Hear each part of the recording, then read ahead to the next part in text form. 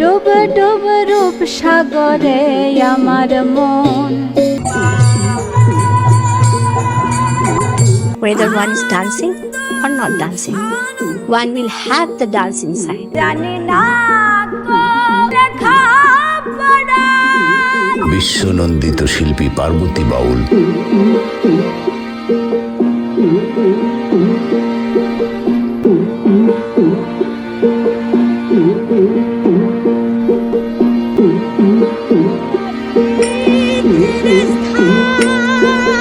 Hello বন্ধুরা, আসসালামু আলাইকুম।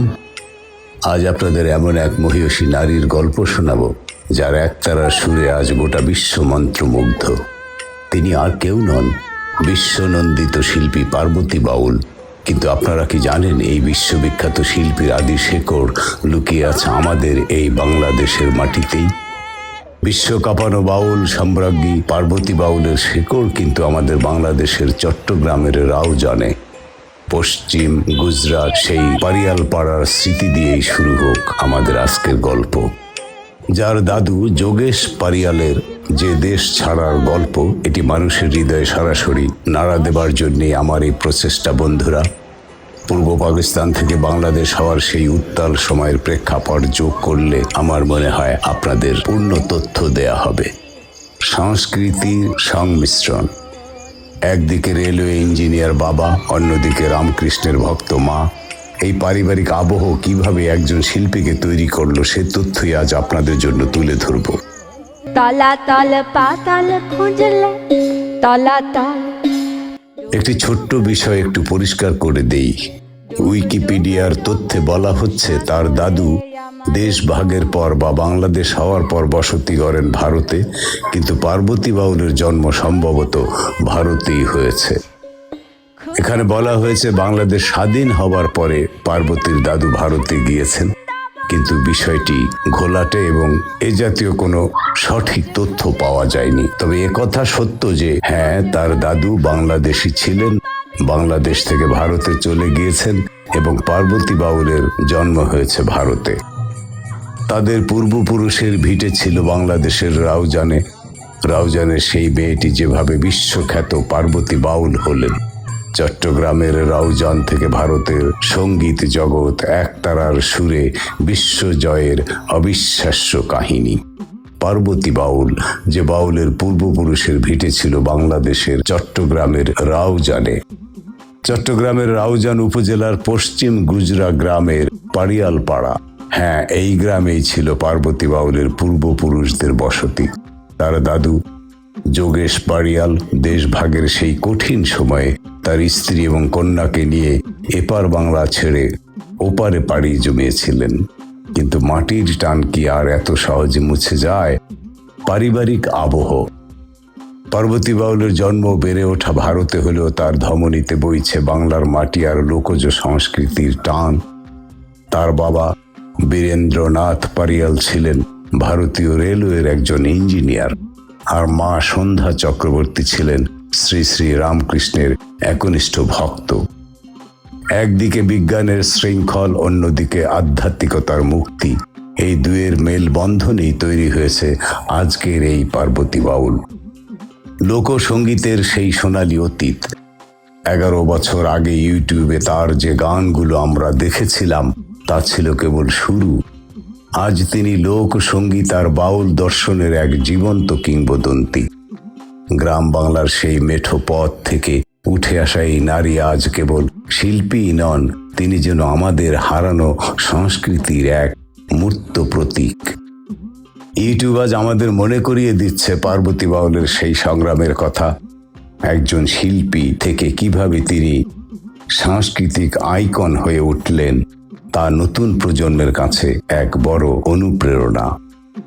রাউজানের সেই পারিয়াল পাড়ার স্মৃতি আজও হয়তো তার একতারা সুরে গুমরে মরে, কারণ তার রক্তে ও ধমনীতে বইছে বাংলার আদি সুর, লোকজ সংস্কৃতির ধারা।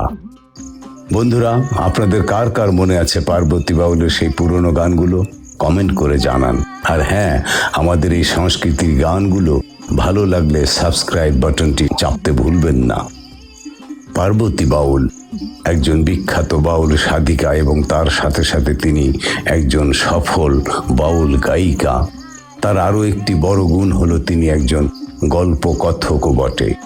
বাউল গানের তত্ত্ব কথাগুলি তিনি তার সাধক শিষ্য শিষ্যাদের কাছে গানের সাথে সাথে গল্পের মাধ্যমে তুলে ধরার চেষ্টা করেন, যাতে তারা সহজেই বাউল তত্ত্বের আধ্যাত্মিকতার সাথে নিজেদেরকে যুক্ত করতে পারেন।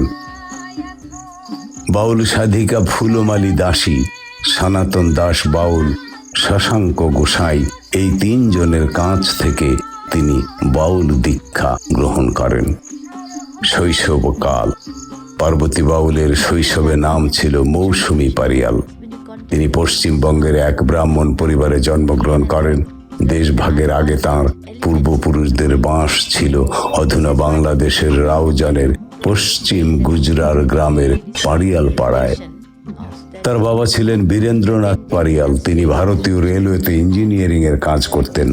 মা সন্ধ্যা চক্রবর্তী, তিনি ছিলেন রামকৃষ্ণ এর একনিষ্ঠ ভক্ত।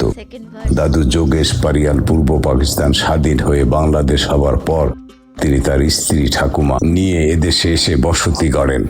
তিনি ভারতে আসার পূর্বে ও দেশে চা পাতার ব্যবসা করতেন। তার কেরানীহাটে চায়ের পাতার দোকানও ছিল। শিক্ষা জীবন। তিনি শান্তিনিকেতনের বিশ্বভারতী বিশ্ববিদ্যালয় থেকে ভিজুয়াল আর্টের শিক্ষা নেন। গানের শিক্ষা নেন হিন্দুস্তান ক্লাসিক মিউজিক থেকে। কত্থক নাচের শিক্ষা গ্রহণ করেন শ্রীলেখা মুখার্জির কাছ থেকে। বাউল দীক্ষা। তার বাউল গানের প্রতি উৎসুকের সূচনা শান্তিনিকেতনে যাওয়া আসার পথে মাত্র 16 বছর বয়সে। পার্বতী বাউলের কথায়, বাউল গান আগে শুনতাম না। শান্তিনিকেতনে কলা ভবনে পড়ার জন্য ভর্তি পরীক্ষা দিতে যাচ্ছিলাম। হাওড়া থেকে শান্তিনিকেতন এক্সপ্রেসে উঠি। সেই ট্রেনে হঠাৎ এক অন্ধ বাউল গান গাইছিল। তার হাতে টিনের একটি একতারা। গান শুনতে শুনতে আচ্ছন্ন হয়ে পড়েছিলাম। মনে হচ্ছিল সুরটা বহু দূর থেকে আসছে। কেমন যেন একটা অনুভূতি গ্রাস করেছিল আমাকে। আমি যে ট্রেনে চেপে পরীক্ষা দিতে যাচ্ছি সেটা ভুলেই গিয়েছিলাম। পরে আমি বুঝতে পারি একেই বাউল গান বলে। শান্তিনিকেতনে কলা ভবনে ভিজুয়াল আর্ট নিয়ে পড়ার সময় তিনি বাউলদের স্কেচ করার উপর একটি অ্যাসাইনমেন্ট পান। ফলে বিভিন্ন বাউল আখড়ায় বসে তাকে ঘন্টার পর ঘন্টা ধরে স্কেচ করতে হয়। আর আখড়ায় বসে স্কেচ করার ফলে তিনি বাউলদের জীবনযাত্রা এবং বাউল গানের সঙ্গে খুব সহজেই পরিচিত হওয়ার সুযোগ পেয়েছিলেন। আর সে সময়ে শান্তিনিকেতনে বাউল সাধিকা ফুলমালী দাসী প্রায়ই আসতেন। সকলের সঙ্গে গল্প করতেন, বাউলদের কথা বলতেন, গান করতেন। পার্বতী বাউলের হাতে খড়ি বলতে ফুলমালী দাসীর হাতে। তিনি তাকে বাউলের প্রাথমিক দীক্ষা দেওয়া শুরু করেন। এরপর তাকে বাউলের আরো গভীরতম তত্ত্বের সন্ধানে সনাতন বাউলের কাছে পাঠান। পার্বতী বাউল এরপর সনাতন বাউলের আখড়ায় আসেন দীক্ষা নিতে, বাঁকুড়ার সোনামুখীতে। সনাতন দাসের বয়স তখন প্রায় 80 বছরের কোঠায়। তিনি পার্বতীকে দীক্ষা দিতে রাজি হন। পার্বতী 15 দিনের চেষ্টায় সফলভাবে বাউল দীক্ষা নিতে সমর্থ হন। এরপর তিনি প্রায় 7 বছর তার গুরু সনাতন দাসের সাথেই ছিলেন। দেশ দেশান্তরে আশ্রমে আশ্রমে সনাতন বাউল এর সাথে বাউল গানের তত্ত্ব কথা প্রচার করে বেড়ান। সনাতন বাউল এরপর পার্বতীকে একা একা পথ ভ্রমণের উপদেশ দেন। গুরুর কথা মতো তিনি বেশ কিছুদিন একা একা বিভিন্ন জায়গায় গান গেয়ে এবং ভ্রমণ করে বেড়ান। এরপর তিনি দীক্ষা নিতে চলে যান শশাঙ্ক গোসাইয়ের কাছে মুর্শিদাবাদে। তখন শশাঙ্ক গোসাইয়ের বয়স 57 বছর। তিনি তাকে দীক্ষা দেন। পার্বতী দীক্ষা নিয়ে শশাঙ্কের শতায়ু জীবনের বাকি 3 বছর তার সাথে কাটান। তার কাছ থেকে বাউল দর্শন, বাউল গান প্রভৃতির দীক্ষা নেন। শশাঙ্ক গোসাইয়ের মৃত্যুর সাথে সাথে তার বাউল দীক্ষায় সমাপ্তি ঘটে।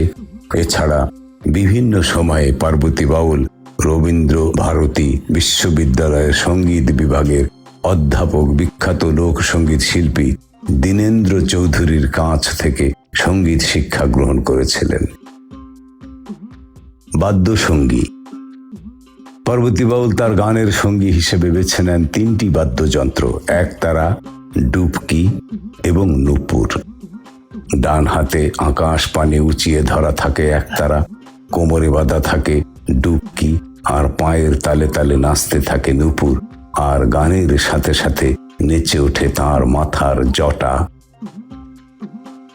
1995 সাল থেকে তিনি বিভিন্ন অনুষ্ঠানে গান গাওয়া শুরু করেন। 1997 সালে তিনি কেরালার তিরুবনন্তপুরম যান, সেখানকার লোকায়ত সংস্কৃতি সম্পর্কে জানতে। এখানে তার সাথে রবি গোপালন এর সাথে পরিচয় হয়। তিনি একজন দক্ষ পুতুল এবং মুখোশ প্রস্তুতকারক। তার তৈরি 17টি মুখোশ এবং সম্পূর্ণ এক সেট পুতুল জেনেভার ইথনোগ্রাফিক মিউজিয়ামে সংরক্ষিত রয়েছে। তিনি রবি গোপালনের কাছ থেকে গ্রোথস্কি নাট্য পদ্ধতি অধ্যয়ন করেন। পার্বতী বাউল তার সাথে 2000 সালে আমেরিকার Vermont A the bread and puppet থিয়েটারে তার প্রতিষ্ঠাতা পিটার সৌমান এর কাছে পুতুল নাচ এবং মঞ্চাভিনয়ের শিক্ষা গ্রহণ করেন।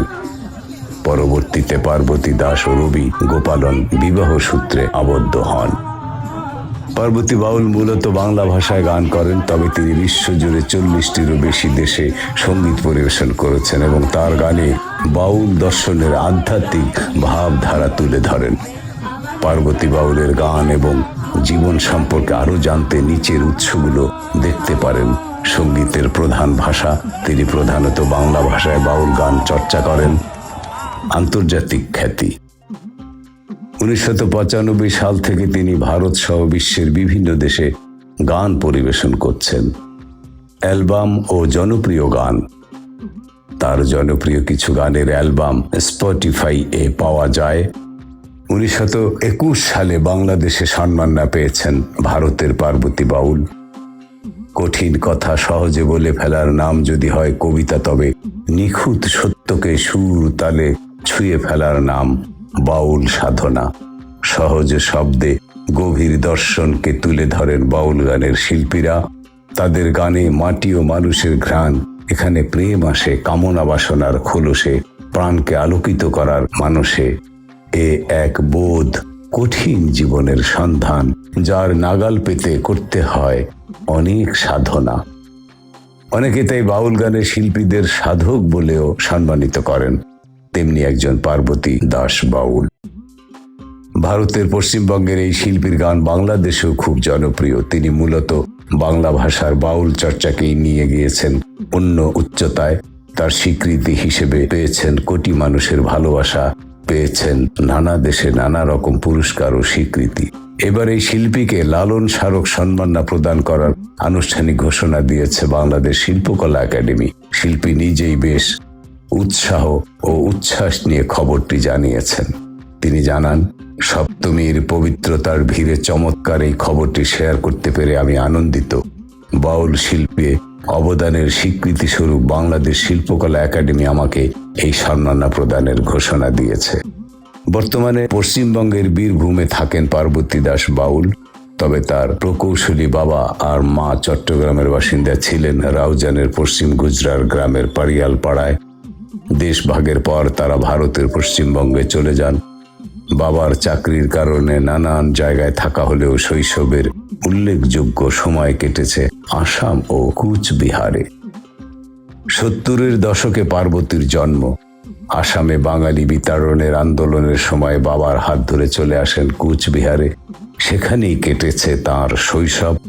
পার্বতীরা 1 ভাই 3 বোন। বাবা মা দুজনেই সঙ্গীত প্রিয় মানুষ ছিলেন। পার্বতীর হাতে খড়ি হয় উচ্চাঙ্গ সঙ্গীত ও কত্থক নৃত্যে।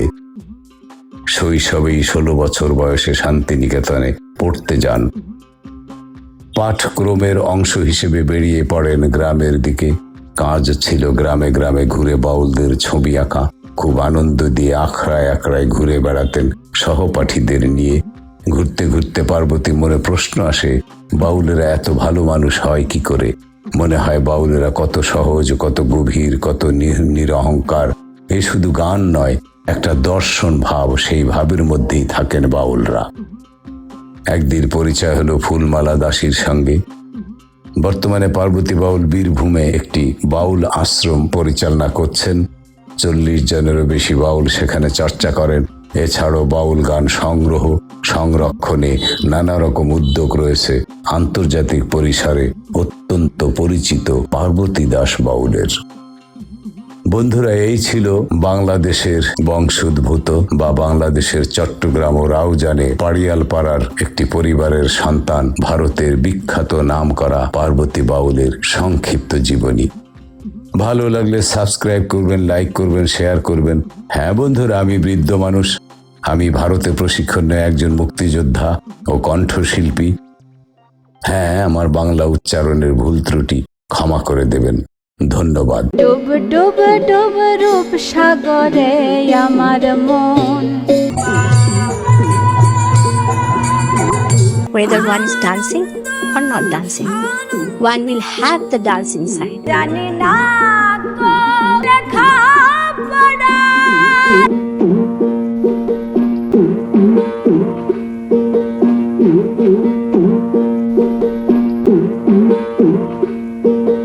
Thank you.